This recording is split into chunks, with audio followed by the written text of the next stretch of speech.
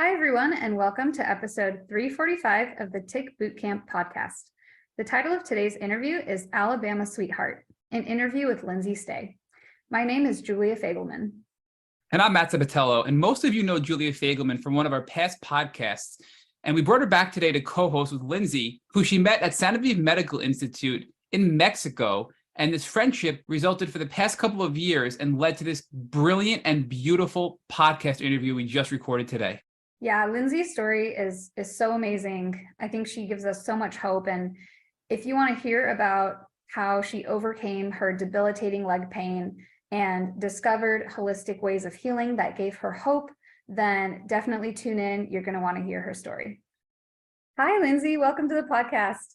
Hi, thanks for having me. Of course, it's good to have you. It's been a minute since we've had a chance to talk because we met, I don't know how many years ago that was. Do you remember what year it was? November 2020. Yeah. 2020. So I guess now 3 years ago, we were at Santa Fe Clinic in Mexico going through a treatment, which I'm sure we'll get to that in our talk today. So how are you doing today? I'm good. I'm happy to be here. I'm looking forward to sharing a little bit about my story. Yeah, I'm excited to hear more because I don't, know all the ins and outs. So I guess let's get started here. And do you mind, telling me a little bit about your background, like where you grew up, a little bit just about your childhood and your roots? Yeah, definitely. Well, I grew up in Alabama and I was actually raised by a widowed mom. So there was a lot of actually dysfunction and it wasn't like this dream childhood. So a lot of times when I look back on my life and I'm trying to figure out what was Lyme and what was just life, I wonder a lot, was my inability to focus as a kid, was that from this Lyme that I was having, or was it just kind of the life that I had? So I grew up, kind of our father suddenly died and then we moved states and then that house burned down. And then it was like, we move in with family and it was just a lot of sadness and drama. And, we did the best we could. And then, I ended up getting bit by a tick when if I do the math, I think I was 12 years old when it happened. Just swimming in a creek in Alabama, and then the next week at school, I felt a tick on my scalp and I pull it off and I remembered I stabbed it with a pencil on my desk. And I'm like looking around like, did anyone just see that? No, at that time, no one had ever talked about Lyme. I had no idea. I don't know if there was a bullseye rash or anything like that. But, as I went through my life, I did suffer with a lot of, I can remember in high school, suffered with terrible back pain and terrible menstrual cycles and awful digestion. I would be doubled over with pain, like before a practice. I was on the dance line and, I couldn't figure out like, why am I hurting like this? And it didn't seem like any other kids were hurting like that. So I wondered, was all of that because of the tick bite? Was it Lyme? Yeah. I mean, yeah, it sounds like there was already, so much going on in your childhood, just aside from the tick bite. And I think a lot of, Lymies can resonate with when we look back on our life. It's kind of like the question of the chicken or the egg. We're like, were all those symptoms because of Lyme, or did Lyme cause the symptom? Like what was causing what? And, was the environment exacerbating the Lyme? So, and I'm really sorry to hear about your dad too. That's okay. But it sounds like you were really strong through it. So at this time, it sounds like things weren't too severe in terms of the symptoms. So what were some of your dreams and goals that you were pursuing? Yeah, okay. So I really didn't ever have this big dream or career path in mind. I can remember being in high school and everyone was like looking at colleges and planning out their dream career. And I just honestly wanted to be a backup dancer for Tina Turner and really thought that somebody was just going to give me a Jaguar. Those were actual thoughts that I had. So I actually didn't even go to college. I started here and there, but I had such attention problems. Like I could not pay attention in class. And I it didn't feel like it was anything for me. Yeah, that's understandable. And you mentioned some digestive issues and unexplainable, like the back pain when you were in high school. So how much was that interfering with your life, or were those sort of just symptoms you were brushing under the rug? That's such a good question. It was almost like people thought I was a hypochondriac. My mom was taking me to the doctor all the time, and it was this mystery back pain that they could never figure out. And I was on the dance line, and I had pretty, strenuous practices, and they would always say, as soon as you stop dancing, this pain will go away. And that actually was not true, because when I did stop, it got so much worse. But it was just this constant search for some invisible, what turned out to be this invisible illness that ended up plaguing me for so many years.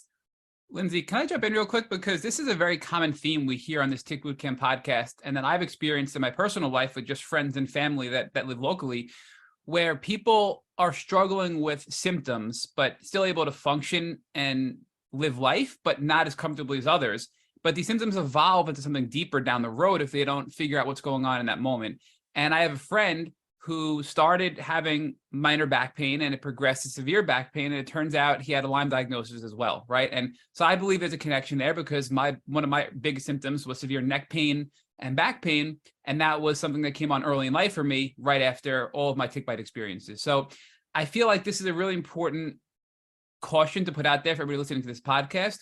If you are thinking Lyme disease, questioning Lyme disease, and not sure, or if you have a Lyme diagnosis and you're still suffering from these symptoms, it is and likely can be related to your tick-borne illness, and it shouldn't be brushed off, because things will only get worse, is my view. I mean, Lindsay, what do you think about that? Do you agree with that statement, that if it were maybe given more consideration by your doctors back then, you could have curbed and avoided some of the deeper suffering you had later on in life? I mean, absolutely. But I don't think that Lyme was even on anybody's radar. First of all, not in Alabama. And second of all, I mean, guess this was over 20 years ago. I don't know how many doctors were actually looking for Lyme. And even all these years later, I feel like it's something that's not even really taken seriously. Yeah, absolutely. And it's unfortunate that it's, not often considered. And I would just say to anyone out there that, if you're a young, healthy person that's having these quote unquote unexplained symptoms, it's always worth looking into, because more often than not, there's a reason they're happening and they're not just random, right? Yes. So, it sounds like you were still able to do dance, you were going to school, you wanted to be a dancer, and, you were still living your life. So at what point, how did these symptoms start to progress and develop over time?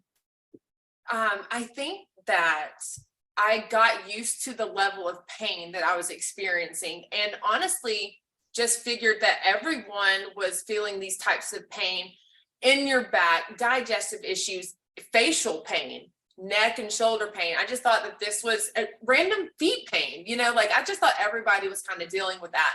So I guess I, just trucked on. I do believe the illness was dormant in my body until, I experienced what most people would call like a perfect storm.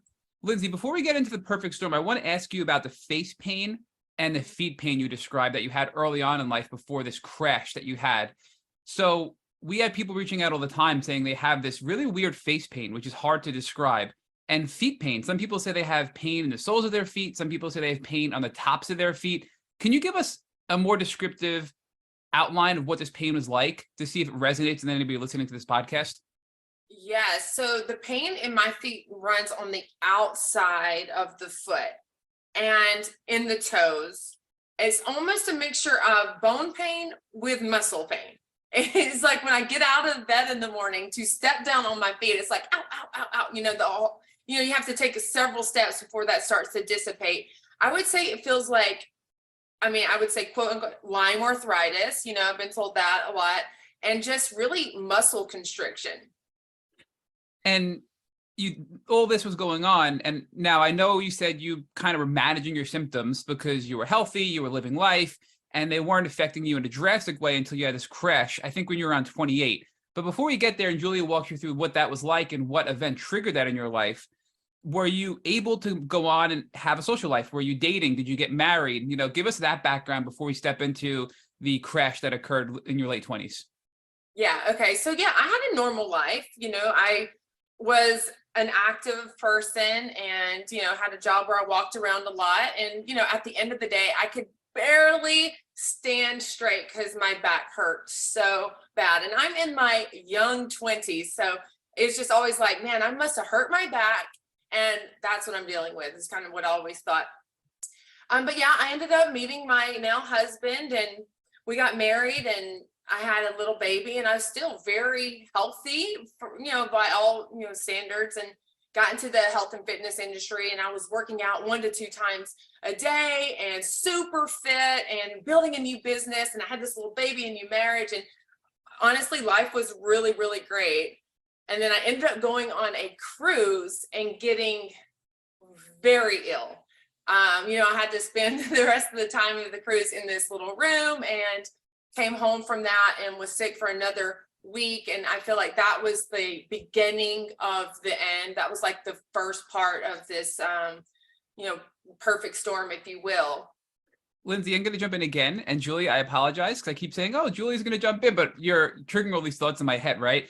So Dr. Rolls uses the term the pot boiling over, which is that point at which something occurs and it triggers that chronic illness state in your body.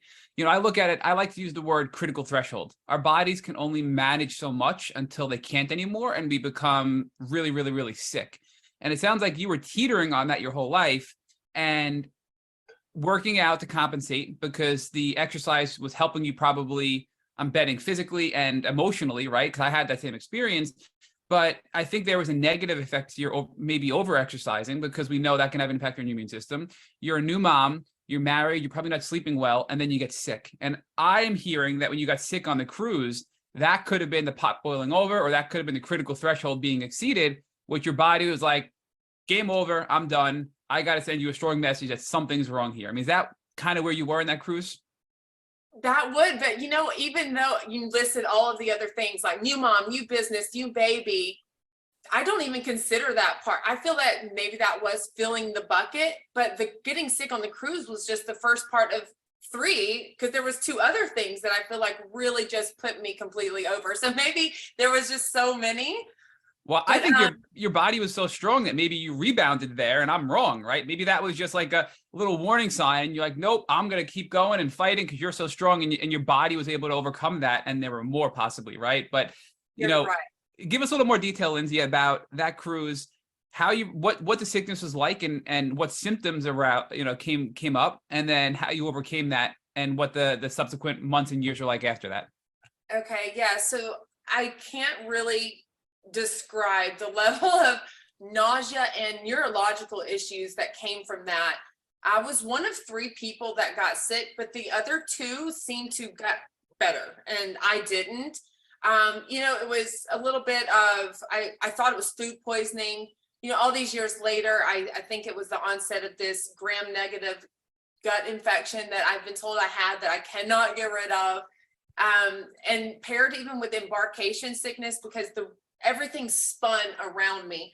And, I look back on that week, and it's so interesting to me because my son was in his first year of life, and every day we filled out the calendar square about something that happened in his life, whether it was something we did or something if he said a first word or what he ate. And I look back, I could actually cry. I look back on that week that I got sick, and I stopped writing in his calendar because things just never got the same after that. I never returned after that. So, I just continued on. I really had no choice. Like I said, new mom, new business. So I just focused, and I was just working, right? And I kind of dealt with the symptoms as they came. I could tell that the food I ate no longer nourished my body. I could tell that the workouts didn't make me feel better, but it was more like a workout malaise. And then the very next year, I ended up getting 2 root canals. And I feel like that was part of the perfect storm, right? So I get these 2 root canals, and my health is just on this steady decline. And I wouldn't even say that it's like a cliff drop off. It was just like a slow decline where I'm like, I just don't feel like myself. I don't feel normal. Thoughts started becoming scattered, and I felt stress that I'd never felt, anxiety that I'd never felt. And then it was in 2014. So it was. Hey, Lindsay, I'm going to stop you right there. I'm sorry, but there's so much I want to unpack with you before we move on to the next step, right?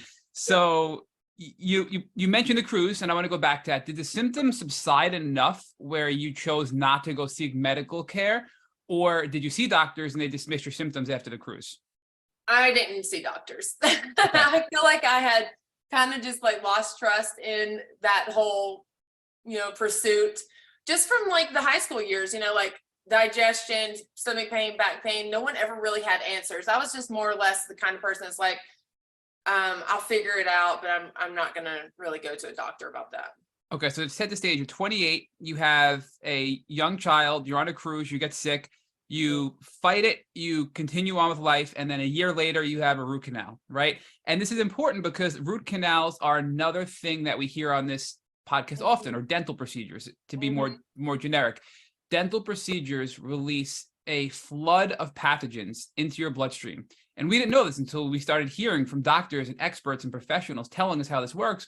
And when you have Lyme and your body's fighting it, and you have other things going on that your body's fighting, that pot boiling over again, right? Or that critical threshold, a dental procedure can be one of the things that add significantly to that pot, or add significantly to that threshold, pushing on the max, right?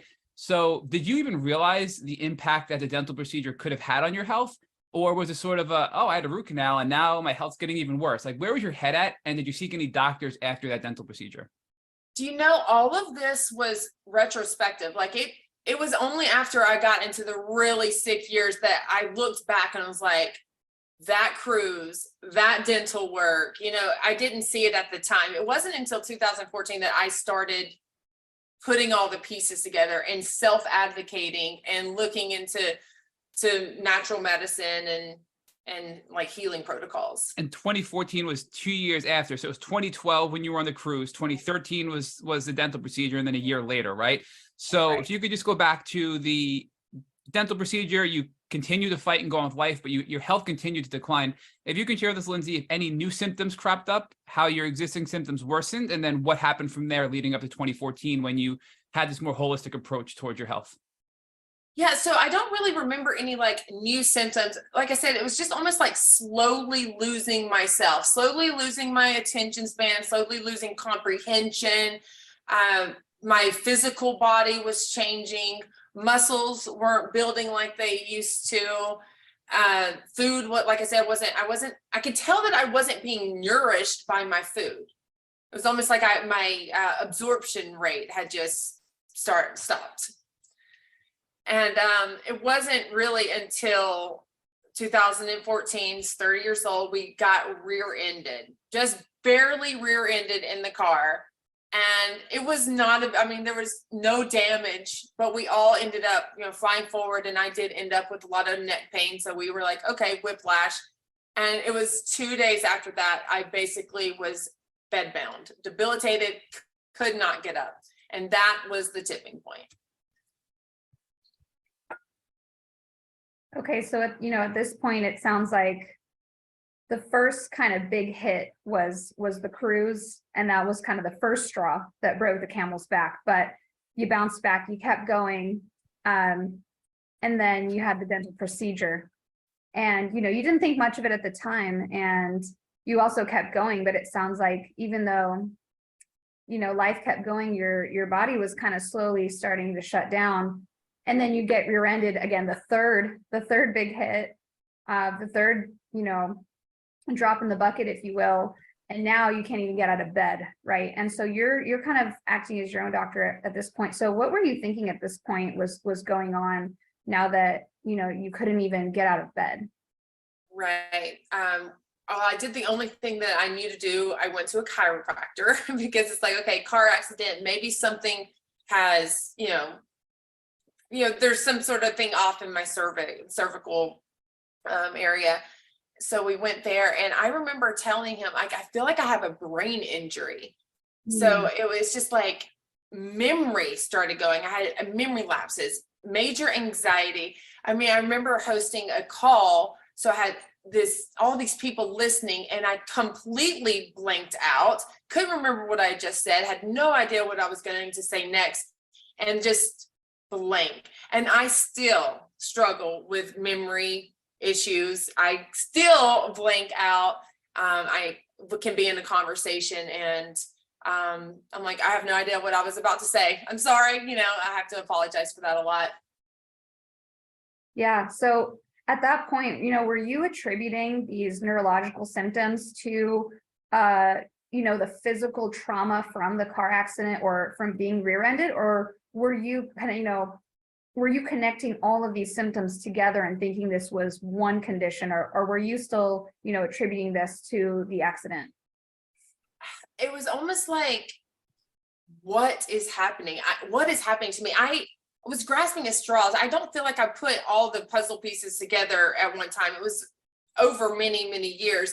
I mean, I just felt like a crazy person, actually, just like theorizing and starting parasite cleanses and all these supplements, and we're kinesiology, we're muscle testing, and just people just were thinking that, again, I'm a hypochondriac from, my childhood.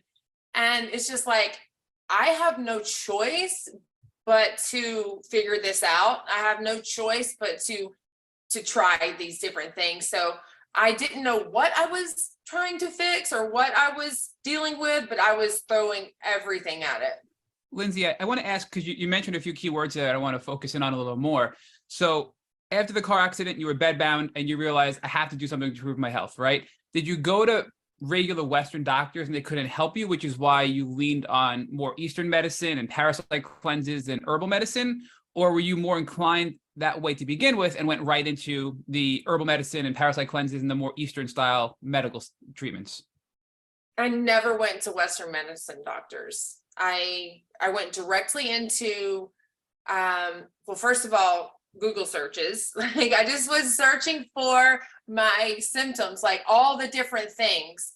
And they all kept leading to Dr. Hulda Clark and her parasite cleanses. And I tell you, when I did those, that was what actually gave me my life back enough to get up and out of bed and start getting some of my life back.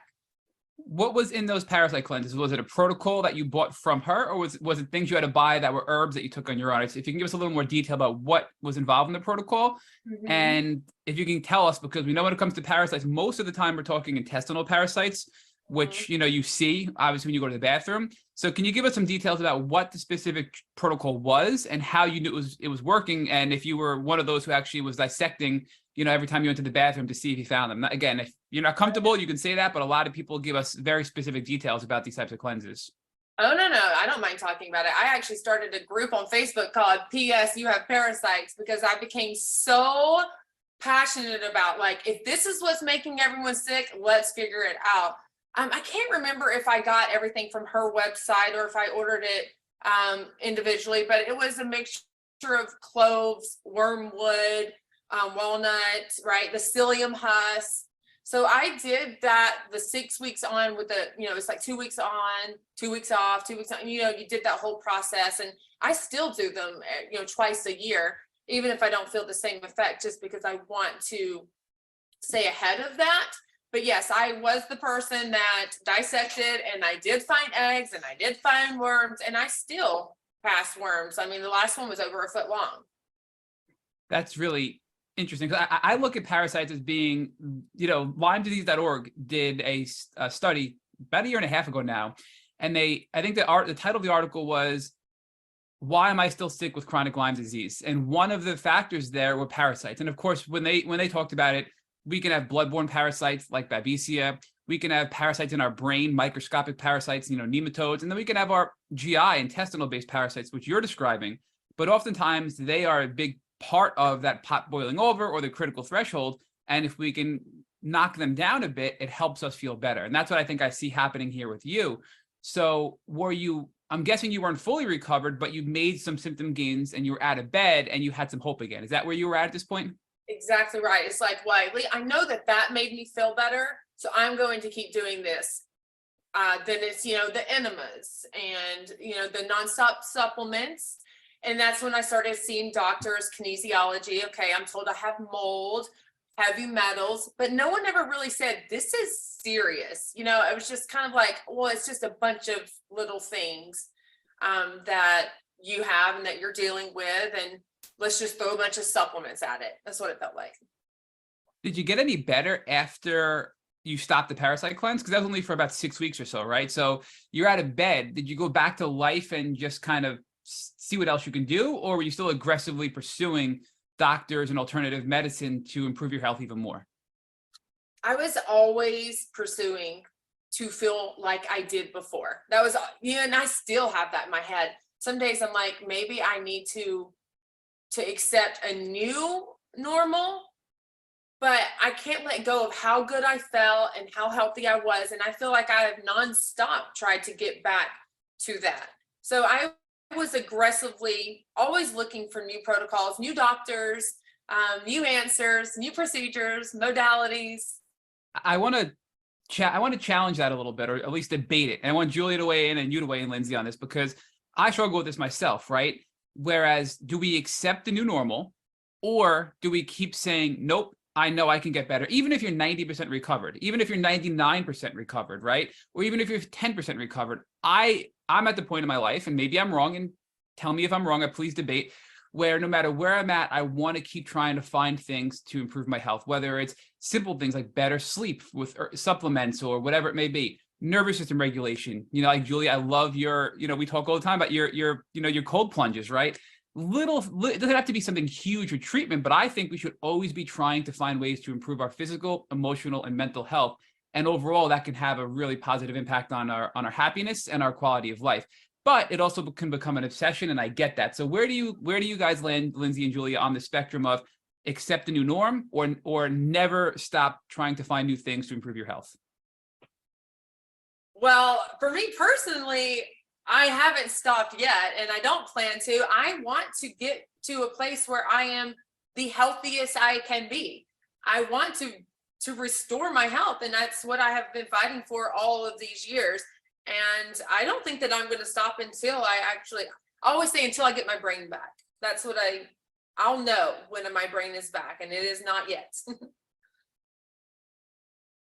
Yeah, I would say that I'm, you know, on that continuous journey too, of always wanting to better my health. And I think it's, you know, just a balance between accepting where you are at this moment in time and not obsessing over this perfect image of everything, you know, how we were before. Because even if we get healthy, we're not going to be who we were before. We're going to be this new person that has gone through this whole journey, and we look at life in a different way. But I think that's, you know, not a reason not to keep wanting to get healthy and try new things. And I like to remind myself too, that like my body went through a lot, and you know, we've been through a lot of stress, and it took us time to really find the things that make a dent in our health, or that make us better. So we have to give ourselves grace, and also realize that it takes time to unwind all of that, and for our body to heal. And we can't, you know, do that quickly, because it took so many years for this all to happen and for us to get sick, and our body was fighting it off for so long that it'll take time to get better too. And it's such a process, and because we are, you know, figuring out what works and what doesn't. So yeah, I would say it's always a good thing to keep striving for a better state. I love both of those answers, and I do want to respond, Lindsay, to specifically what you said, because I had a goal when I first got sick of, hey, you know, I'm an IT professional, and one of the things I love is writing computer code, being a computer programmer. And I would write this really advanced code before getting sick. And then when I got sick, I could barely communicate and speak to people, never mind write complex computer code. So I remember saying to my family, hey, if I could just get back to being able to write computer code again like I used to, I'll be a happy guy, right? And then I got there, and I've been able to exceed those skills I had prior. And then I realized that was a very short-sighted goal, because there's a lot more I can do beyond getting my brain back to write computer code, right? So I feel like when you're so sick, you set these small goals, but then once you reach them, you're like, hey, I can do more. I can do more, and I can get better, and I can get better, and I can get better. And that's kind of where I'm at now. So Lindsay, what are your thoughts on that? Because you just said if I can get my brain back, I'll be there. But I want to argue that it's not all about the brain health and cognitive health, but physical health, emotional health, and all of the above. What are your thoughts on that, Lindsay? Okay, well, if we must go there, I mean, I am a perfectionist. Like, I want to be in the best shape. I want to be the sharpest. I want to be a fantastic mom. You know, I feel like these things that I was before the perfect storm, it was this bar I set for myself, and I want to continuously be amazing. And I do feel like I can always improve. So yeah, first step would be getting the brain back. I want to get my body back, and then I want to continue to, be the best I can be. So circling back to, you finished up the Parasite cleanse, you were doing better, you were out of bed, and now you're seeing other holistic practitioners and they're saying, hey, heavy metals, mold, all of which, again, add to that pot boiling over theory or the critical threshold that we keep referring to. So now you're identifying other things to knock out, but there's still, I think, something bigger and deeper, the Lyme disease that we haven't gotten to yet. But were you addressing the mold? Were you addressing the heavy metals? If so, what were you using, and how are you responding to those treatments or protocols you were using to address those things? Wow. So I don't know about you guys, but I have done so many things. I mean, I'm in my 9th year now. It's very difficult for me to remember all of the things that I did. I don't know if I've blocked it out or if I've just had to remove it to store new information, but all I remember is a lot of supplements, and I don't remember feeling any better from them. I know there were chelators and binders and various vitamins and minerals, but it just felt like a lot of wasted money, because I never really felt so much better to where I'm like, that really worked. Outside of the Parasite cleanses, all the other things I was doing, I didn't feel much of improvement from. My final question before Julia picks back up, because I can't shut up, as everybody knows who listens to this podcast, is how is this impacting your personal life? So you're married, you have a very young child. How was your husband responding, right? Was he saying, hey, it's all in your head? Was he saying, wow, this is real, we got to get you better? We've had, people on both sides of the spectrum, and how is it impacting you personally with your husband, your child, and possibly, your parents and other people in your life? Well, my husband is the most supportive, but it always felt like it was just me trying to figure it out. Like he was like, yeah, spend the money, do the things. But I felt like I was on the searches on my own, like I don't think that he thought I was crazy, but he was just like, do whatever you got to do to feel better. But I would look at my kid and be like, I'm going to get better for this one right here. That was my constant pursuit, is just to be better for my baby. Yeah, and I think that's such a common theme in the Lyme community is, one, feeling like people think that we're exaggerating or we're like making all of this up.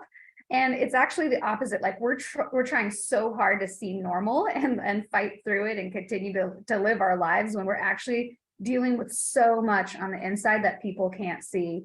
So I definitely resonate with what you're saying there, Lindsay. And so, it sounds like you're doing all these searches on your own. You're kind of like on this journey to help yourself. And, at what point, and you can backtrack if I'm skipping over things here, at what point did you, get that Lyme diagnosis? How did you get to the diagnosis? Or, like I said, if there were things before that, feel free to share about those too. Okay, so I guess at this point it's 2014, and I'm, researching all kinds of crazy things. I'm doing, I'm doing the Parasite cleanses and the zapper, like I'm doing all of these weird things for just many years. It was just kind of it was my normal, like I was still a high achiever. A lot of people would always say, like, you don't look sick, and how are you able to accomplish so much? And honestly, I think it is my sheer will to survive that was innate in me from just the childhood I'd endured. Like it was just, I have gotten as far as I've gotten because of my mental strength. So just over the years, I just, kept doing my best. And then, got to a point where my husband wanted to have another baby. And I just did not feel like it was the right thing to do. I kept thinking, if I were to have a baby, they would get all this stuff that I'm dealing with. And I was just scared of that. So I started seeing like a neurofeedback doctor. She'd wrap this thing around my head and my wrist, and, it would give her all the feedback. And she told me, like, you have this and you have that, but you're healthy enough to have a baby. So I did. We ended up having another baby in 2016. And, it was just kind of like autopilot. It's like I had the symptoms. They weren't debilitating at this point. I had a thriving business and a family. So I'm just taking care of my life. But it just got to the point where I found out that I had Lyme disease. And I felt like there was like an acute, like I could acutely attack this now. Now that this whole mystery illness has a name, I can go after it. And I can't remember even how I don't really even remember what brought me to go to this Lyme literate doctor, but I finally went after having numerous Western blots come back as negative. But I finally ended up going to a Lyme literate doctor, and they said, well, you have Lyme disease. And I'm like, great, let's kill it, And of course, we all know that it wasn't that straightforward. They had a plan and a protocol for me, but I opted to go to Genevieve, where I met you, Julia. Lindsay, I'm going to jump in real quick right there because I want to just ask. So you mentioned that you had a few Western blots that came up negative, and they weren't thinking Lyme because of that. Who thought of Lyme to begin with to even test you with those Western blots? Was it you or your doctors who thought Lyme and tested you with all those negative results that you had? Okay, so a friend of mine she messaged, she said, I have all the same symptoms as you, and I have Lyme disease. You need to go to this doctor. So I went to that doctor, who was my 8th doctor, by the way, and they gave me a regular tick-borne, I honestly don't even remember which test it was, but they gave me the test and it came back negative. However, since she was Lyme literate, she saw other markers that had her test, deeper further with a more expensive test. And then that's when she was able to say, yes, you do in fact have Lyme disease. Okay, so you finally got the diagnosis with Lyme.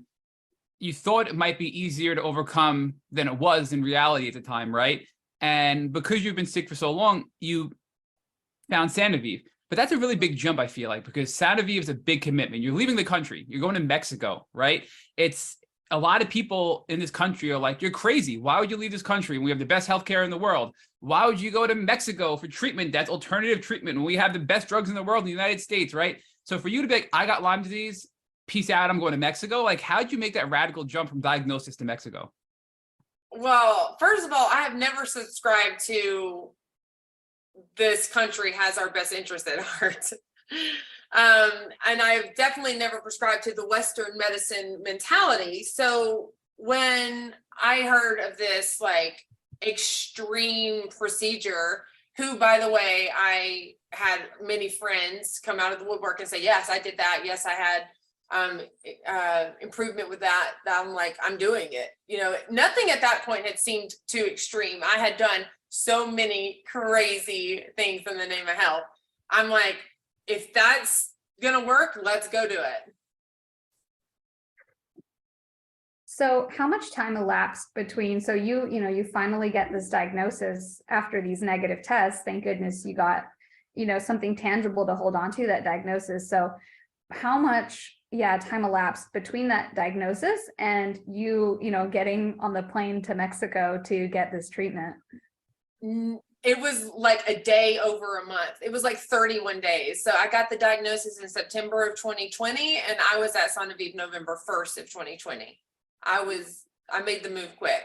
How did you find Genevieve? Like, what made you go there, right? Like, was it your research? Was it your doctors who recommended it? Was it your collaboration with the community now that you're having a Lyme diagnosis, reaching out to other people in the Lyme community? Because there are a lot of Lyme clinics, some in the States, some in Europe, some in Mexico, right? So how'd you land there? Yeah. So what was the one in Germany called? St. George? Yes, Clinic St. Okay, George. yeah. Yeah. I originally looked there because the friend I actually had spoken in depth with had her experience there. So I can't, you know what? Oh, we may have to.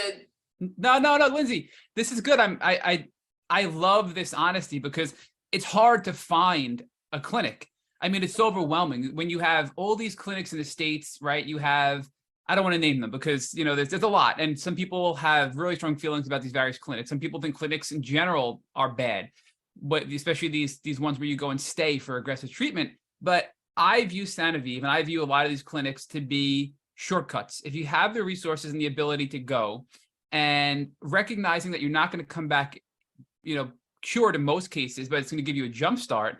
I think that's a good, healthy approach to go to these clinics. But I think people that go away saying, I'm going to go be gone for a couple of weeks and come back 100% cured in my old self is probably a bad thing because you're going to be set up for disappointment.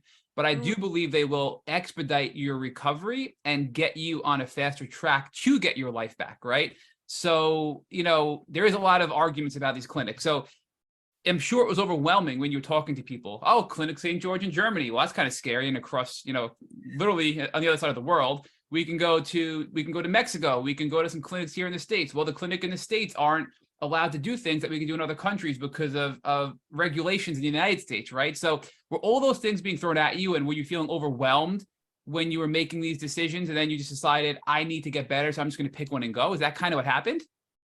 I mean, I wouldn't even say that I ever let anyone's opinions or advice like influence mine, because it's like no one has helped me thus far. Like it's been me. So I'm going to make this decision. I forgot that I had this concierge who was helping me decide where to go. I can't remember where I found that lady, but she was helping me. Something weird came up at the St. George and she said, you know what? I'd rather you go to Sanoviv. That's what happened. I just recall. And I'm like, okay, I'll do that. You know, as somebody who's been through the treatment at both clinics, I think you made the right choice. I think, you know, Sanoviv is a little bit more relaxing and therapeutic than Clinic St. George. I think they both do, you know, they both provide an amazing program and an amazing treatment. But I personally had a better experience at Sanoviv too. So yeah, I remember hearing mixed. You know, some people loved Clinic St. George and some people loved Sanoviv. And, you know, I've seen great results come from both of them. But I do feel like the one in Mexico was like this more like luxury, cliffside, beautiful spa treatments. You know, I do feel like there was a lot more that came with that.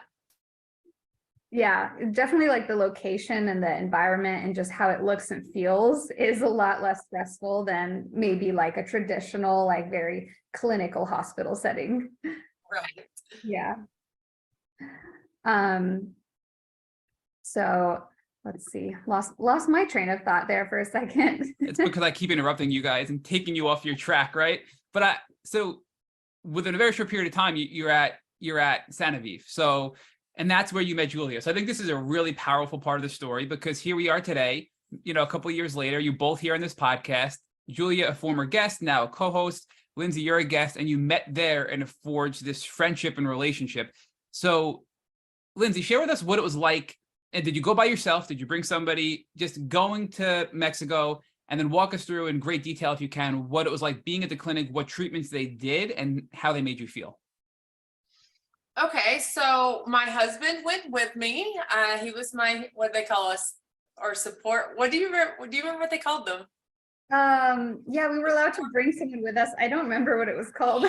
I just remember us laughing at him with that title. But my husband went with me, and I just remember it being just very organized. You know, every night you got your printout of where you're going to be the next day, and the day started early. And I loved how it was not just physical, but mental as well. You know, you did have your time with the doctors that you shared your life story with. And I can remember sharing mine, and the next day him meeting with me and saying, I just want you to know that it's no surprise that you became sick. With the childhood that you had and the trauma that you had, that in itself is going to lower your immune system. And I just remember thinking, wow, what validation is that, you know? So it was a lot of therapies that were great for you mentally, physically, and then even just, you know, attacking the infections with the IVs that we had every single day. The Rife machine, you know, I felt like that was a really cool addition. Julie, you probably have a better memory than I do. Do you remember some of the, the things that we went through there? The treatments. I do remember getting lymphatic massages. Mhm. You know, yeah, the Rife machine.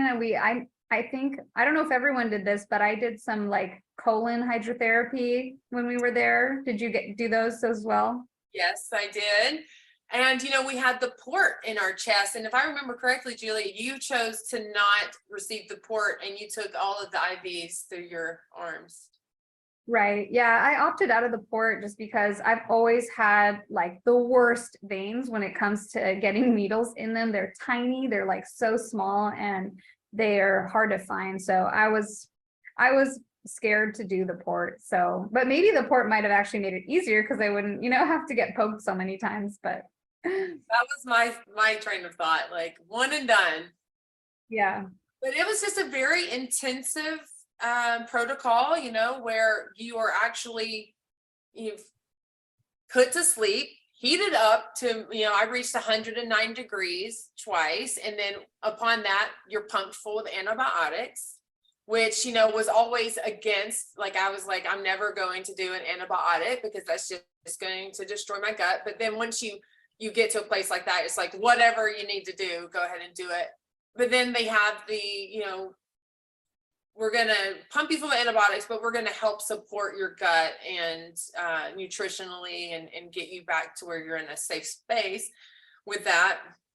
It was just a very long 2 weeks, and I did feel a lot better. Like, I got my life back, I'd say, for a few months after that. But I do remember my doctor before going saying, I've heard people go get great results, but within 6 months, they're kind of back.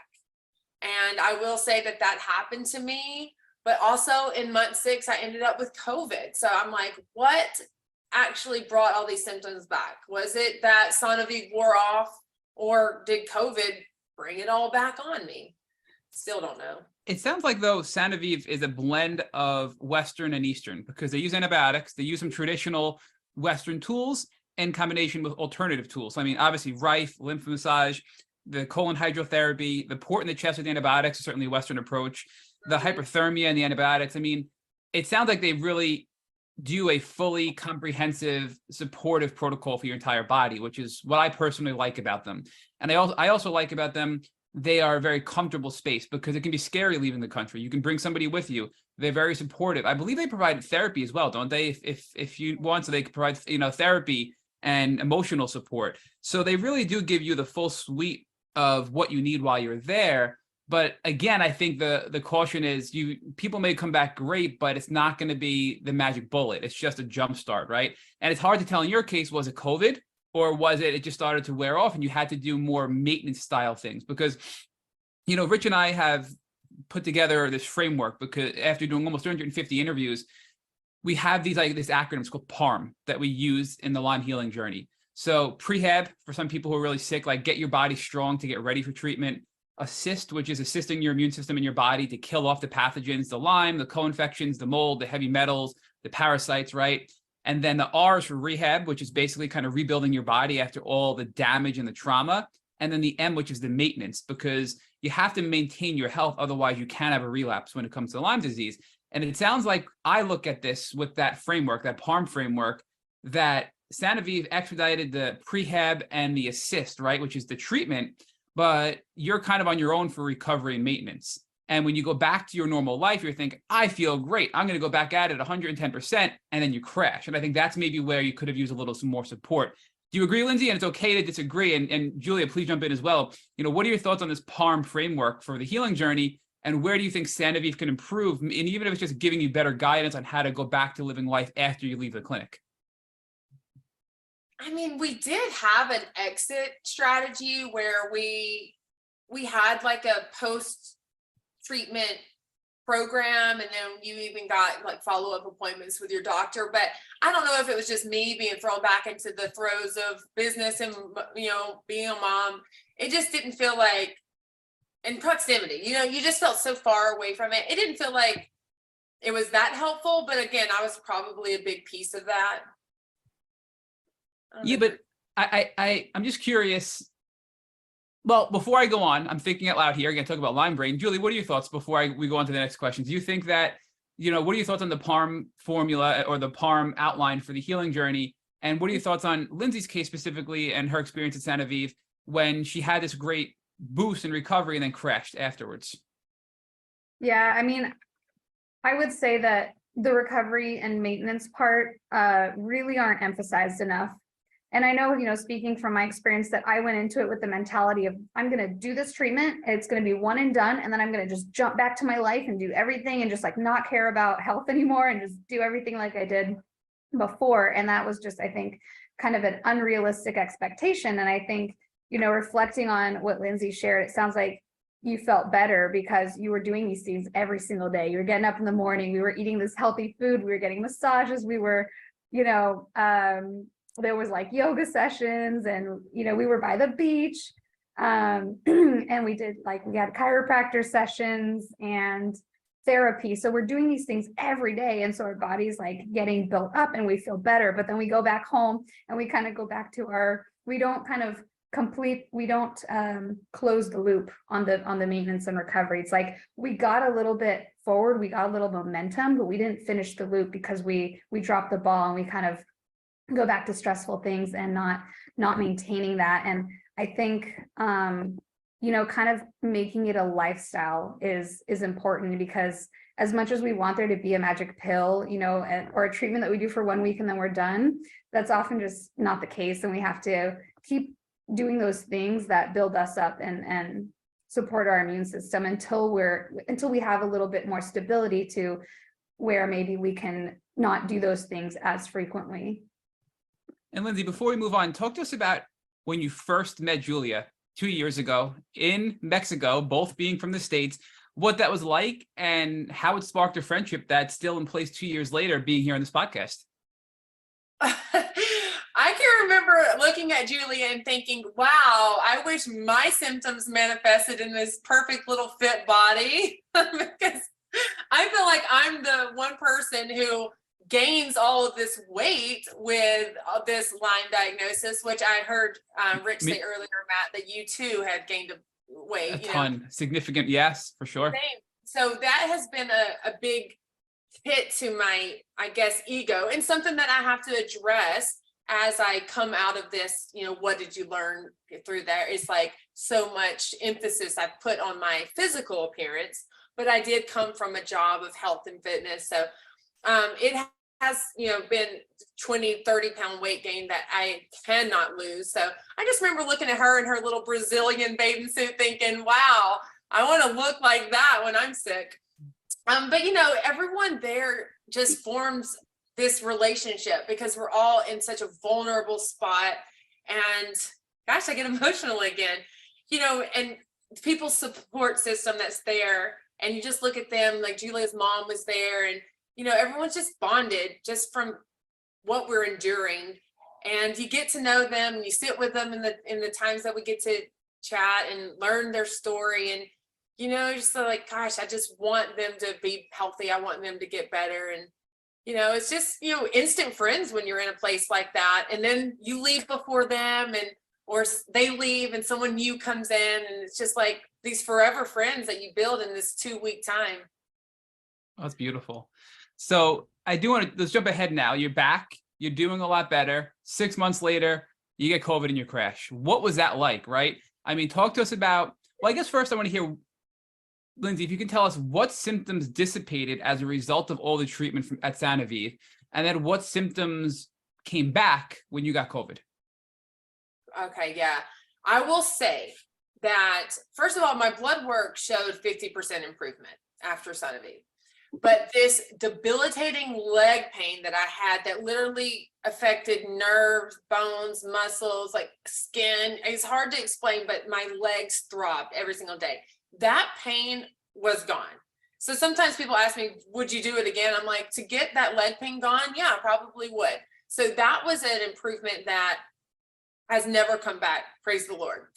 As far as the symptoms that returned, the weight gain, because I did lose 15 pounds after Son of Eve, and I started ozone therapy when I came home, bought the machine, you know, I'm giving myself all the ozone, and I was able to work out again. And I'm like, okay, my muscles are forming. I was able to stretch again. My muscles, for some reason, are so affected by this disease. Like, it's like they're locked up and I cannot stretch them.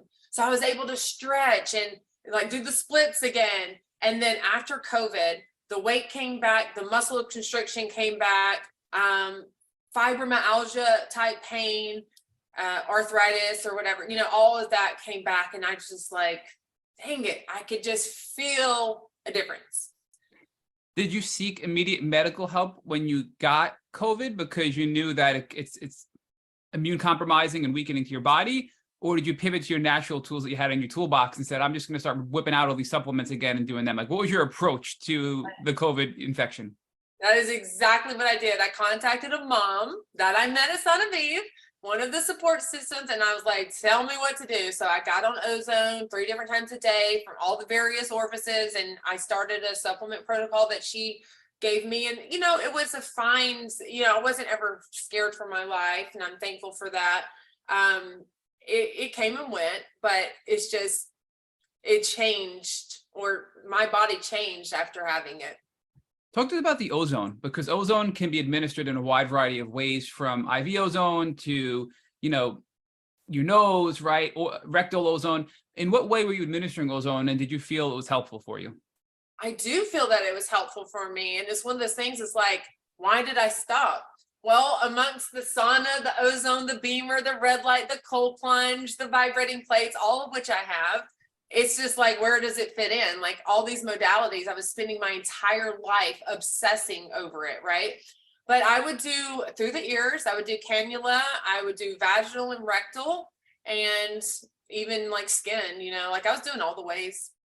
Did you feel better quickly? So like, walk us through. Some people are intimidated by ozone. So did it have an immediate result? Was it an energy boost? Was it symptom relief? What were you feeling from the ozone specifically? You know, I always feel so weird when I'm, you know, talking about all the things that I do, because I can't say that anything actually makes me feel better, if you will, but I do them just in case that they are helping stop the spread of, or perhaps they are killing off some sort of infection. You know, like I wish that I could say, do this because I know for a fact it will help. Outside of parasite cleanses, I can't say that for many things. Yeah, but I want to argue that it's the collective buildup of everything, because you had said earlier that you were in a place where you lost your sense of self. You didn't know who you were. You couldn't communicate. You were bedbound at one point. And here you are now in this podcast. We've been on here for almost 2 hours talking, including our offline time, and you're giving us gold, right? You're an excellent public speaker. You're doing a great job on this podcast. So as an outsider, you clearly have made significant improvements. And I understand we always want to do better. I'm the same. I always want to feel better. And I know Julia is the same way, but I have to tell you, you've come a long way. And I think if you can't specifically say ozone did this for me, I think collectively everything you were describing got you to where you are today, which is a huge improvement from where you were, Lindsay. I mean, do you agree, disagree? I do agree. And thank you so much for pointing that out. I definitely am my own worst critic. I do not give myself enough praise for all that I have done. I mean, I know a lot of times doctors will get my numbers back and they'll say things like, I can't believe you drove here, or I can't believe that you've operated on such a high level, because I relent, you know, I just will keep going. And once again, I have not shut up, and I apologize, Julia. I will defer back to you. And if you guys could just walk through the post-COVID experience and what life has been like since then, and what you've done in your healing journey, in your health, and in your personal life, Lindsay, since then. Okay, yeah. So post-COVID, I was just like, here we are again, back in it. And I remember talking with you, Julia, and you mentioning the limbic system and how a lot of this could actually be that our brain has basically become broken through chronic illness and trauma and just different things. So I explored that. In fact, I started the DNRS program, and I'm one of those people that didn't finish it. I had a very difficult time walking through this stuff. Don't be hard on yourself. It's an extremely It's an extremely difficult protocol. It's very time consuming and it requires a lot of commitment. And most people do not get through it, Lindsay, that we talk to. So don't feel bad. I'm sorry. Okay. I didn't mean to interrupt you, but it is a No, very hard program. Right? Okay, so it's just like 1 hour a day, Lindsay, just do the steps. But no, I did not. So then I bought the next year the LSR, which is another limbic system program, just with a little more one-on-one support, which I did not do anything with that. So I sound like a really, like I don't commit and follow through, but I'm actually a very disciplined person. I just could not get through these mental dedication programs for some reason. So I have that information in my back pocket. I've got all the notes and things, and I always say, well, I can at least use it at some point in my life. Like I can still use some of those, even if I'm not doing it exactly every day, I can still, implement those when it comes to it. But I'm in another program that I really have like all my eggs in this basket. I don't want to give anyone any false hope, but I go all in on everything that I do when I start it, and that's kind of where I am now. And it's just addressing heavy metals in the brain and to remove those, to hopefully clean out the cells and get rid of the have you ever been told that you can't get rid of Lyme because your immune system is being attacked, and if you get rid of all these other things, then the Lyme, your body can attack the Lyme? You've heard that? We've right? heard that a lot, right? So we've had people spend a fortune on Lyme treatment, and they still have positive Lyme tests. And then their Lyme literate practitioners tell them, hey, the mold or the heavy metals, or, and it matters because there are genetic expressions which make it harder for us as individuals to overcome mold and heavy metals. So with mold, it's the HLA-DR gene. With detoxing, we hear about the MTHFR gene. So depending on our own genetics, it may be harder to overcome some things that we need to before we can effectively treat Lyme, right? I think that's what you're saying, Lindsay, that if you can't get over the heavy metals or the mold exposure or the parasites, then the Lyme will keep resurfacing because your body simply is not strong enough to manage the Lyme bacteria. Is that what your head is at right now, Lindsay? Yeah, that's exactly right. So what is this protocol though? So it sounds like your practitioner believes you have heavy metals in your brain and you're doing some either protocol or treatment to address that. So can you give us a little more detail? Yeah, absolutely. Well, I had kind of just resigned to that limbic system. Like, well, I am going to heal my brain and my brain is going to take care of my body. Like that was the thing. And I lived there for 2 years, and like, I stopped being so concerned about my environment, that my environment was killing me and that the mold is killing me, and the toxins and the sprays and the smells, like endocrine disruptors. Like I was just trying to relax on all of that and just like, help my brain chill, like the fight or flight, right? We're all living in that when you have chronic illness. And then I find this other program, and like all the years pass, I'm like, I'm doing that. It's called the Pampa program. I'm in my— Can you spell it? P-A-M-P-A? Pampa? O-M-P-A, Dr. Pampa.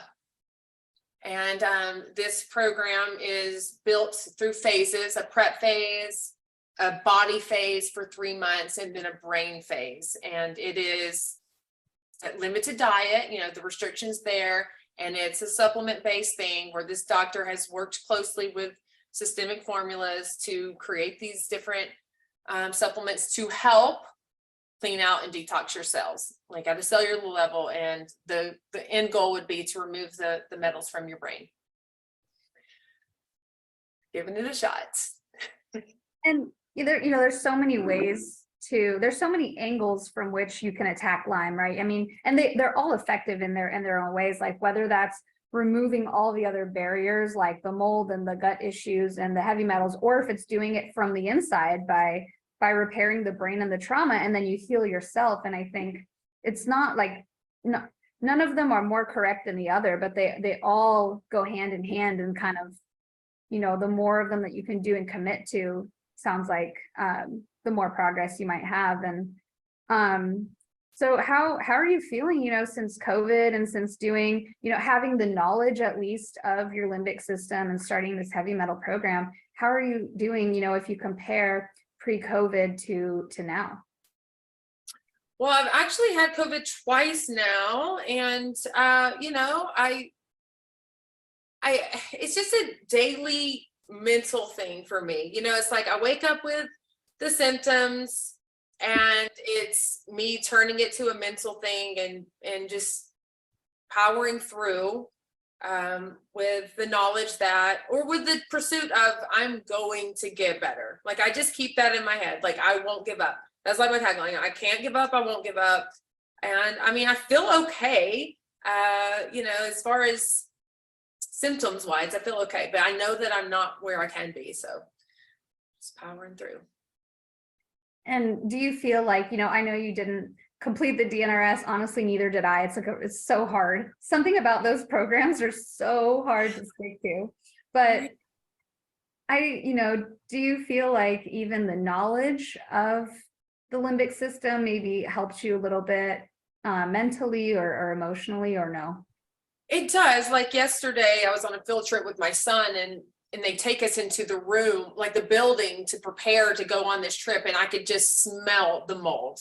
So I immediately started going through those steps in my head, because the panic was, oh no, I'm gonna have massive headaches now. Oh no, what if I pass out? Like, I just had all of these fears going through, because we were literally jammed in this room in Florida, or mold capital of the United States, and so I did fall back on those principles I learned to keep myself calm and to just, positive thinking to get yourself out of that fear of your environment. Yeah. And I think so many of us, do become fearful because we're aware of so many things in our environment that are hurting us, that we're constantly thinking, oh my gosh, I can't be here. I can't breathe this air. I can't drink that water. I can't eat that. And we're constantly telling ourselves that these things are hurting us. And sometimes we might do it too much, to the point where we're catastrophizing some of these things in our mind. Absolutely.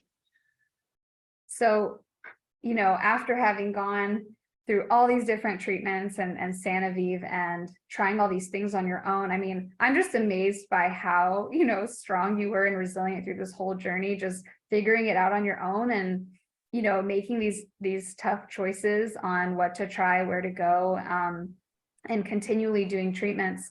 So, reflecting back on all that and thinking of how you feel today, what percentage do you feel like you've come along since the very start?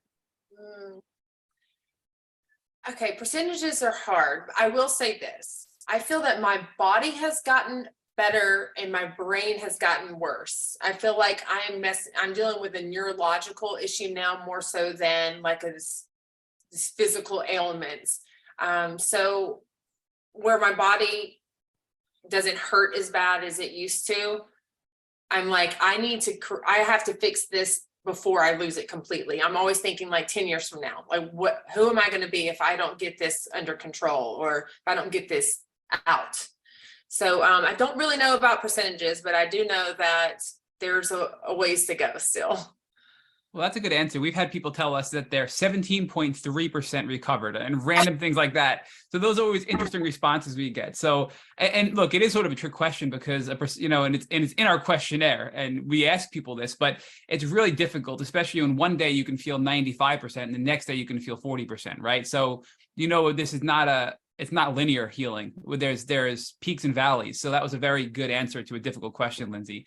And, today though, like, what are you doing? It's you're out there, you have a really cool social media presence where it's very positive and encouraging, and you're kind of now on this podcast giving back to the community. So what are your plans moving forward with your own personal health and possibly with helping others and advocating for the tick-borne illness community?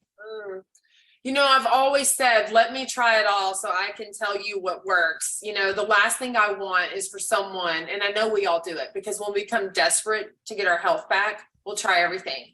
But if I could save people the time and money, I've always wanted to find that one thing, like, do this, let me figure it out so I can tell you. Of course, I want it to be this new program I'm doing so I can say, here's a shortcut, but if nothing else, I just tell people, because I get a lot of messages, in response to the way I show up. People tell me how proud they are. I'm just like, you have to find your reason to not give up. Like, you can't let this consume you. You have to keep fighting and keep looking and keep praying that there's going to be an answer, and if not, a reason for all of this. Yeah. And, I think that what you're saying is going to inspire so many people. And because it is, it's such a up and down journey. And every day we kind of find, what is motivating us to keep going. And sometimes that's hearing someone's story like yours, and maybe someone hasn't tried, the heavy metal program, or they hadn't heard about the Parasite protocol. And actually, I made a mental note of this earlier and forgot to ask you, but you kept saying that the Parasite cleanse was one of the things where you really felt the effect. And I actually recently started one as well, and it has been tremendously helpful. And I feel like it's not talked about enough, like in the early stages of treatment. Like, this is something that can really make a tangible difference. So I'm really glad you brought that up and, mentioned it helping, because because it can be so helpful. And I've experienced that for myself too. And I'm going way back here in your story, but you said you did some enemas for it. Was that water or coffee? Like, what were you using for that? I've done probiotic enemas, water enemas, and definitely coffee enemas. I rotate through them, and with suppositories as well, the whole protocol there.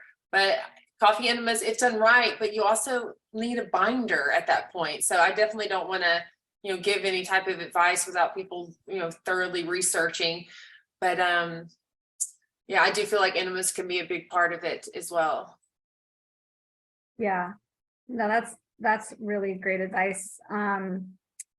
So I'm gonna switch gears here and ask you, we've talked about all the difficult parts of Lyme and how challenging it can be and all the treatments, but was there anything, any part of the journey that was maybe beautiful and taught you something about yourself and the world that only suffering can teach you? Well, aside from meeting really awesome people like you, Julia, and just this close network I have now from just that one medical treatment that I've done, outside of everything else, I've learned my own tenacity. There have been times where I felt like the only thing that got me through was my mental strength. And at one point that started to break. And I'm like, if that's my last piece of lifeline. So I have to get stronger here so I can come out of this. And I do feel that that is the one thing I've learned. Like, I am strong. As hard as it is to self gloat here, like, I am strong. Yeah, I mean, it's such an incredibly difficult thing to go through that I think it's hard to even put it in words. So the fact that you're here and so positive still and striving to get better, I think I think you're amazing, and you are incredibly strong. And, I see that, and I will say, I agree with you. The Lyme community is very tight because we all kind of understand each other before we've even said hello to each other, because we've all gone through this thing. And I think that's a really beautiful thing, where when we're in these clinics or even on these social media groups and stuff, people are so selfless, and everyone, even though they're fighting their own battle, we're always trying to help someone else and crowdsource and share advice. And I think that part, like you've mentioned, is pretty awesome. Just that community. Absolutely.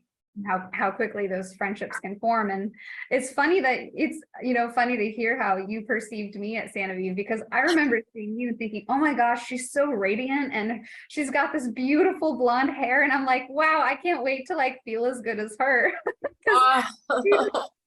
Even though we know that we're all there because we feel sick, I don't see that looking at you. And because you looked so radiant and you were smiling. I remember meeting your husband. I'm like, wow, there is such a joy to be around. So, even when you were in one of your darkest places, you were giving me hope in small ways by just me seeing you smiling and looking radiant. And because that was, I had never felt physically worse than when I was at Santa Fe. So we were all, leaning on each other there and supporting each other through those 2 weeks. So let's see. Well, is there anything else that you want our listeners to know that I haven't asked, or just anything on your mind that you're just like, I want to share this, I want to tell people about this? You know, I didn't really have anything, but I just recall like that last little question on the questionnaire that said something about like, what would you do? What would you have done differently? And you still hear, even with as much information as there is out there, you still hear people not taking this disease seriously. People always ask, like, what do you wish that you would have known? And I would have wished that I would have known to test a tick. You know what I mean? Like, test a tick. That was not talked about, and it's still not, you know? So I think that could have just changed so much. Not that getting an answer sooner could have fixed it, but I just know that with the right type of treatment as soon as possible, it does change the trajectory before it turns into chronic Lyme that's deeply embedded in every cell of your body. Yeah, so you would recommend people to test the tick right away, and then what should they do after that? I mean, I guess find a Lyme literate doctor who knows what to do. Like, I wasn't trying to use an antibiotic, but I think I've seen good results from people who do use an antibiotic within the first 24, 36, 48 hours. You know, there is, I think there were some shorter roads to a better outcome. How do we know? Lindsay, amen to that, because I think if any of us in this chronic Lyme community had detected the bite or treated early, we wouldn't be as sick as we were at one point in our healing journeys, right? So I think early detection is really important. I think testing is important from the standpoint of testing the tick, testing your body, and improving awareness and testing capabilities globally for Lyme disease. And I just want to say, I know it's been a really long time we've been on here chatting, but you have filled me with joy and hope and knowledge, Lindsay. So thank you so much for joining our Tick Bootcamp podcast. And Julia, thank you so much for coming on and being the co-host to this beautiful interview with Lindsay. Yeah, thank you, Lindsay. It was really great to hear your story, and thank you so much. It was a pleasure to be here. I was honored to be asked, and thank you so much for listening. Thank you for listening to our Tick Bootcamp interview with our guest, Lindsay Stay. To our listeners, we have a call to action. First, if you'd like to learn more about Lindsay, visit her Instagram at Lindsay Stay. That's LINDSAYSTAY.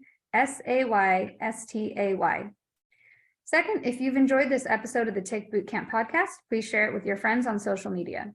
Third, Tick Bootcamp has created a tick bite blueprint that's been inspired by the information that has been shared with us by past podcast guests.